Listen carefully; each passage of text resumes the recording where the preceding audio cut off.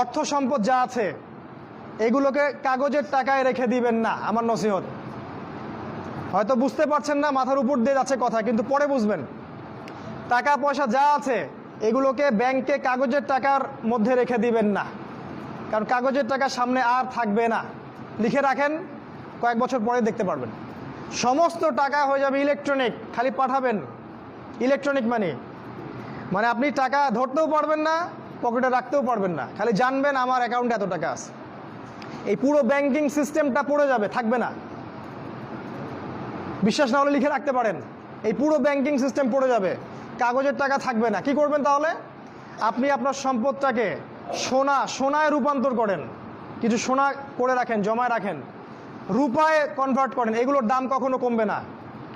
100 বছর পরেও সোনার দামই থাকবে। তো 10 বছর পর আপনার 10 লাখ টাকার মান 10 লাখ টাকা থাকবে না, দাম পড়ে যাবে, আপনি সম্পত্তি হারাবেন। এইভাবে তারা সারা বিশ্বকে লুট করছে, এই কাগজের টাকা দিয়ে তারা সারা বিশ্বকে লুট করছে। এটা বুঝবেন না, পরে বুঝবেন। আচ্ছা, শুনে রাখেন। আর কি করতে পারেন? গবাদি পশু ব্যবসায় ইনভেস্ট করেন। আরেকটা কাজ করতে পারেন, জমি কিনে রাখতে পারেন, এটা ভালো জিনিস। এই জিনিসগুলোতে টাকা কনভার্ট করেন। শেষ জামানায় আপনার কাগজের টাকা থাকবে না, আপনি ক্ষতিগ্রস্ত হবেন। এখন টাকা যদি জমায় রাখেন, শেষ জামানায় আপনি ক্ষতিগ্রস্ত হবেন। আমি অর্থনীতি নিয়ে যথেষ্ট